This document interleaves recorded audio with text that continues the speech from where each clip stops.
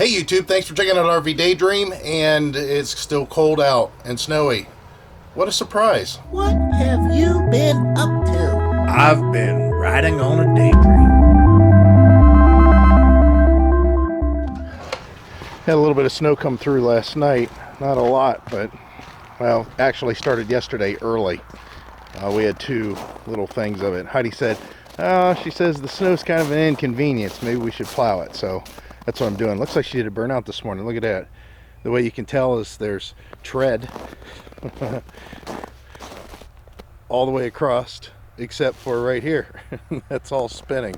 She probably didn't even know she was doing it. But yeah, let me get this cleaned up first. All right, so it's all plowed up, and although the sun's out, which seems to add a little bit to the day as far as the way it looks, it's not very warm.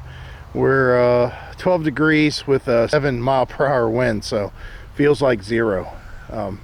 But it's done, it's plowed, so let's get inside. Heidi's with us, and we're gonna try to make this a shorter video. I don't know if that'll work. Yes. Yeah, she says it would do it. Okay, so let me get to the point. I tried to shoot a video the other day. It was way too long, and it was me basically talking about a situation that we have that's kind of poised to be a bigger issue than maybe it should, and I think that there's a way we could address that. As I was shooting that video, I thought, well, this will be really nice. It's one side, it's all my side, and it's my feelings towards the thing. And then what I'll do is I'll have Heidi watch the video and make comments back at it or give rebuttals to what I have to say. Well, after she watched it and I watched it again with her, it was kind of like I was just bashing on Heidi and things that was going on. So instead, then we thought we would shoot a video talking about it just face to face, and the discussion got real deep, real personal, and at some point the discussion got heated. It did? Yeah. And I walked off. Yeah, Heidi walked off set. Why couldn't I do that? Research stuff, I would research it a little bit better than that. Like what? Okay. So you can research something and then research it more later. Well, you didn't set that block of time aside. You said it was just during your lunch. What? What, am I wrong on that? You're going to have to find somebody else to go out full-time with you. You can't do it. Is that what you're saying?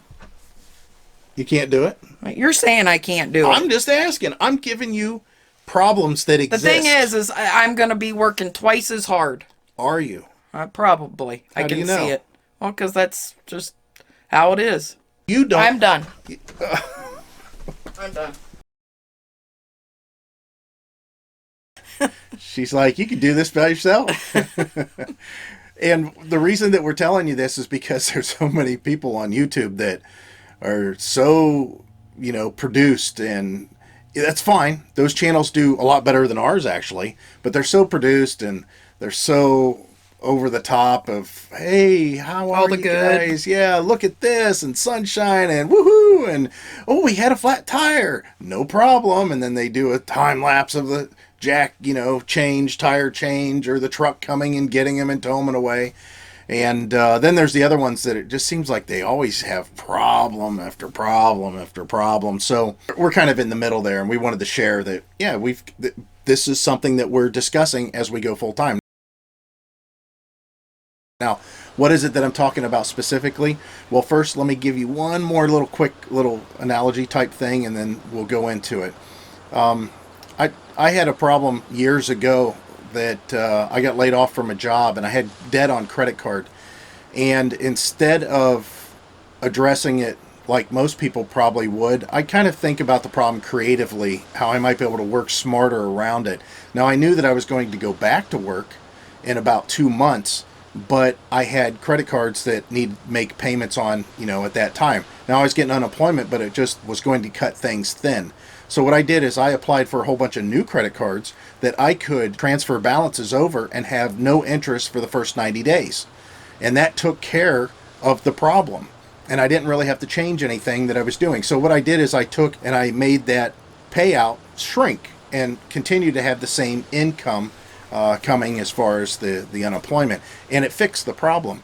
Now, if Heidi would have had that same problem, she would have went and got another. She would have got a job during and still tried to collect unemployment, or not even care about unemployment. She would have just went and got another job entirely, and I didn't want to do that. I thought that for me that wasn't the right thing. But that shows you the difference on how we think about problems, and that kind of got into why we discussed what we did so heavily. And what I'm talking about is I believe that we could focus more on getting to become full-timers a little bit faster if we get creative with Heidi's job and the potential money that would be generated from the sale of the home in this case. So what it is we don't owe very much on the home in the grand scheme of things over, for what the house cost. So if we sold the house at market value, we would be over what, extra that we would have left over from the sale of the house.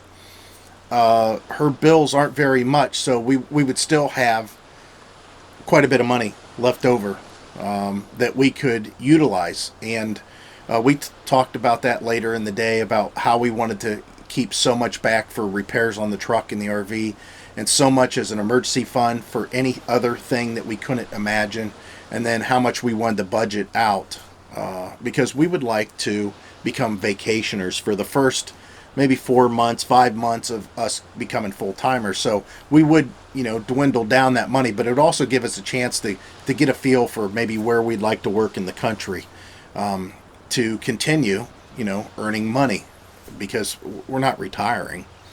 So the problem was Heidi was thinking that I guess she just thought that we couldn't do it because we didn't have the money. I mean, that's basically what it came down to, right? Right. And all she thought of was, well, that's going to put us nowhere. We're not going to be able to get what we want or do what we want. And I was giving her another idea of the fact that this house cost so much money, and the repairs that keeps the house going cost so much money, that if we could just get this house ready for sale and sell it now or right away, then if we're not ready to become full-timers and she still wants to work, maybe we go get an apartment. For half a year, maybe we stay in an RV park and she continues to work where she's at, and then we go ahead and move into a home, an apartment, or a shared room or whatever, during the winter months.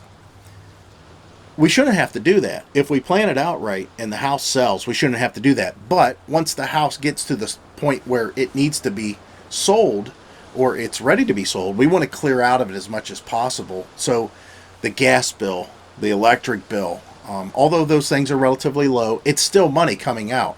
And it would free up so much more for her. I think the eye-opener for her was that we could probably move into an apartment and not have much for utilities or anything for as low as $450 a month up to $650, $700 a month, a decent one in this area. This area is not a real, expensive area, but we would be moving into town, and that would be closer to her work. I mean, these would all be benefits. But I think that she was just thinking I was pushing her. And like I said, it all came to a head. She's like, no, we can't do that. I can't do that. I can't do that. And then she started, I guess, seeing the same thing that I was seeing. Plus, I need to get or start some job of some sort. That was the other thing we discussed. As far as her income on the road, she doesn't really want to go do camper host stuff. Yeah. Right. She don't necessarily want to do camper stuff, but she could. And she don't want to do it yet, and neither do I really. But if push came to shove, I would for sure, and she would too. The other thing we discussed was my income that I have that's mobile income now, and how that gets affected by being redirected somewhere else. The example that I brought up was when we went on vacation to Tampa. I was sitting in the RV as she was sitting outside enjoying the weather, and I was doing editing. And when we were in Fort Myers and she was out enjoying the weather, I was in the RV doing editing. And when we were in Myrtle Beach, I was doing editing. And when we were in Ormond Beach, I did editing. And when it was like every night I'm doing editing and she's outside enjoying. So that's my work. I don't really get a break from work. So for me to have, another job outside of what I do online, it would be tough. I could still do it. It's just I wanted her to be aware that whatever I did would take away from my other job, the job that follows us along. So she was thinking of jobs that she could do and how she could do them. And I was explaining to her, and again, I think that she agreed on that, whatever, that once the house was sold, it's a whole different we could ballgame. move into an apartment. She could go part-time at her job and have all that stay extra full-time. time. Or stay full-time and just bank money until we decide to just cut loose and go. The other thing that I was telling her was like a sense of urgency is my truck sits out there and it's going to sit out there at our current plan for the next 5 years rusting. Every year it's sitting in a wet, snowy drive and it's going to rust a little bit more. We might have to put that in storage. And we might have to put it in storage, but still, every year it's going to see that. But, and the same with the RV. Every year the tires get older. Every year the roof gets older. Every year the components in the RV get older. The paint fades more. So the faster we can get to where we're actually using this stuff because it's fully ready to go, the better. And as far as the house is concerned, the longer we stay here, the more repairs it's going to ultimately need at some point. And the reason that came up was we have a little radiant fireplace furnace thing that's in the Something basement. minor. Yeah, it was very It's minor. not even needed. Yeah, it's not. We use it to keep the chill off the basement. So when we go down, our shower's downstairs. When we go down to take a shower, everything stays warm. Spoiled. And yeah, she's a little spoiled. She's telling me, go down and turn on that furnace. Well, the thing was old. It was from the 80s. It was like 81 or 82. I read the date on it. And it finally, it took a crap. And I started messing with it and trying to clean it. And here it's just wore out. It's old. So she was thinking about, should I buy another one? They're like $200, $250. And Not a lot of money, but yeah, but here, But- 200 here, 250 here, 300 there, and it's all being applied to a home that we are trying to move out of. So the third thing that we discussed, I'll call it a discussion still, was kind of our son and his situation, and it's just her being a good mom. I mean, I told her, I said, he can fend for himself. He's fine. I mean, I'm probably the typical dad on that. I know that he can do it. He's, if you just push him out of the nest, he's going to fly. He'll do fine. He's got, actually, he has more money in his savings than either one of us right now. That should give you a perspective on it. And his probably because he lives at home still. And his vehicle he drives has the lowest miles out of our 3 vehicles. So that should just give you a good idea. And we've talked about if, we sell the home, even though he still lives here, he's got other options. He can go get an apartment himself, or he could go move in with his grandmother, Heidi's mom. She would probably enjoy that, and he could help out. He could help out considerably down there. And that would, be beneficial for both of them. But those are just options. He could do whatever he wants as far as that's concerned. But we do have a lot of stuff that we still need to do and get ready. But on 2 different scales, the RV still needs some stuff to be ready, 100%, even though it can be used just the way it is. The truck is pretty darn good. I don't think that, I say that now, and I'm going to knock on wood, because at the end of the week, we're getting ready to go on a 300-mile trip, so hopefully... Not a camping trip. Yeah, not a camping trip. Hopefully there's no issue with it. And as far as the house needs a lot of work to become sellable for living. Just because there's things that we let go that we didn't mind. Like when we put in all new hardwood floors, we took down all the trim on the corners and on the floor. We never put in new trim. And as far as when we painted all the dining area and the kitchen and the living room, but mainly the kitchen, we took all the trim down. We never put the trim back up. We suck. We just thought, oh, we're going to buy new trim. It will. It never 10 happened. years ago. Yeah, that was 10 years. It had to be, yeah, it's been over 10 years ago. The bathroom, even though it doesn't bother us, it needs a new toilet in there. The toilet's is a 1958 or 59 toilet. It was installed when they put indoor plumbing in the house, and the house got indoor plumbing, I think it was in 64, I think it was, or somewhere in that range. So that toilet's from 1964 and it used a lot of water, and it's got hard water stains on it and stuff. So there's things that we could do to make the house ready. But we wanted to talk to you guys about that because we haven't been doing much for videos, and this is the kind of stuff that we discuss. She comes home, we'll talk about it a little bit, and that's about it. I did want to give one good shout out tip to K-Dog. K-Dog, if you're watching, thanks, appreciate the comment, because that was a good one. And he was talking about when we were looking for new RVs, which at this time of year we're repeating ourselves. We'll just say, we'll just keep what we have for the time being.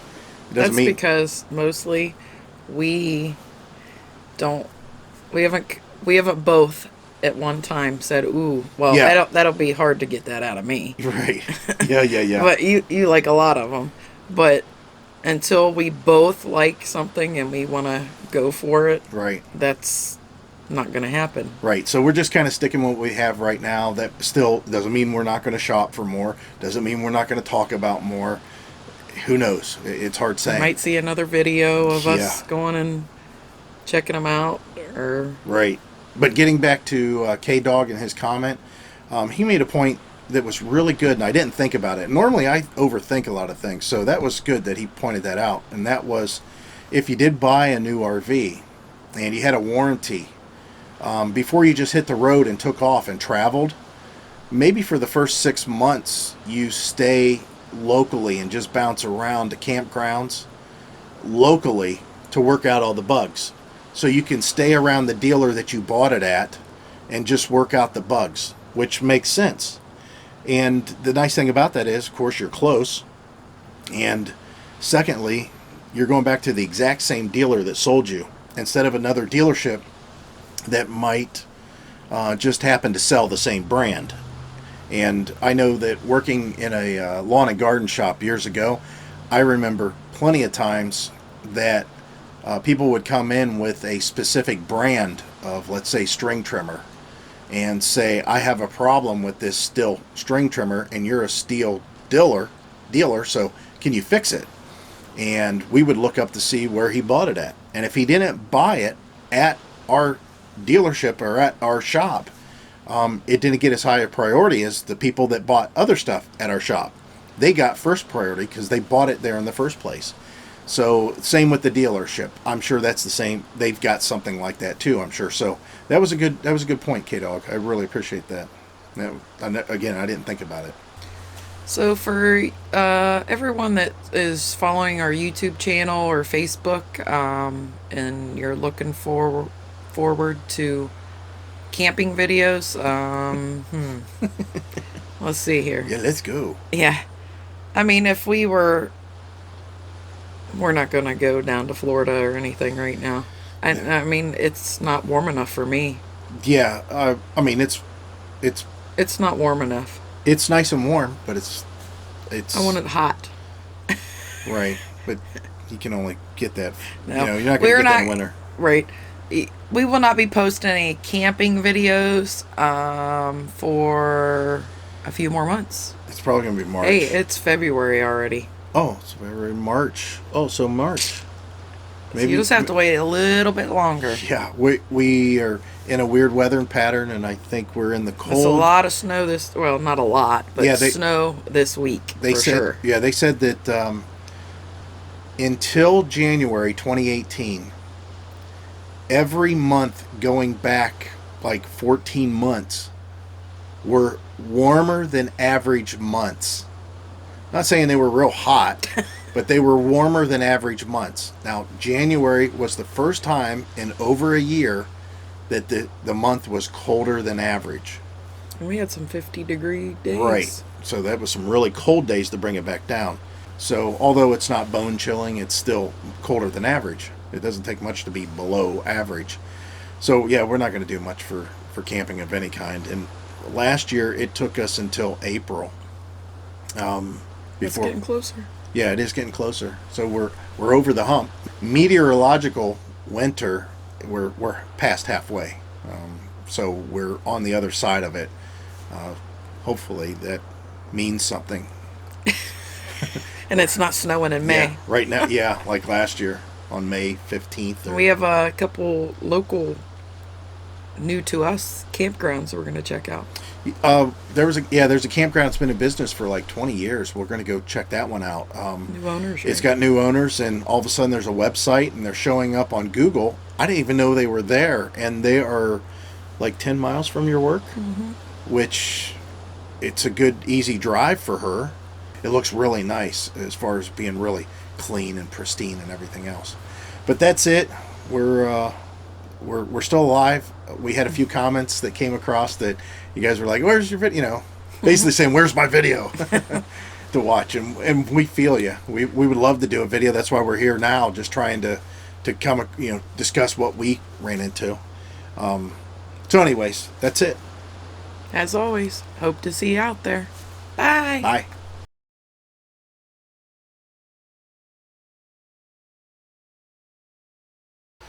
Hey YouTube, thanks for checking it. Hey, this is a test clip of me picking my nose. And you're not going to be chewing gum, young lady. I know. The other thing I don't like is look how dark it is right here. Yeah. I'm kind of rounded though, That's my problem. I should have more of a summer hat on. Especially look at both of us. We're going to be sitting at the beach. The homeowner mode still. So we're going to see what she thinks about that.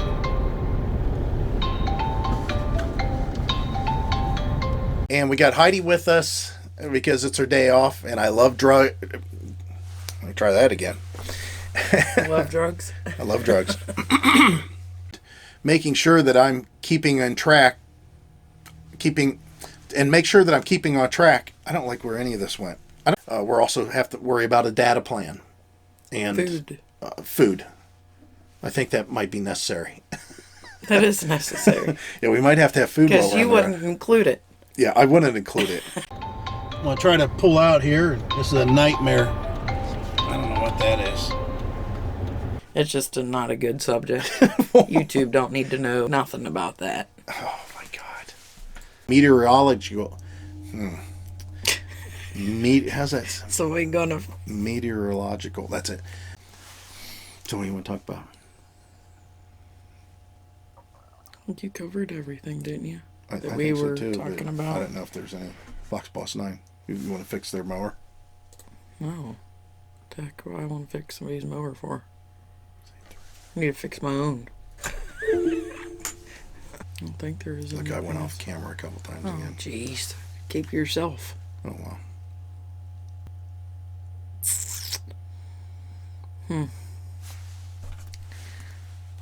Somebody's rubbing it in her face that it's sunny. Yeah, Ray, I love your RV. Oh.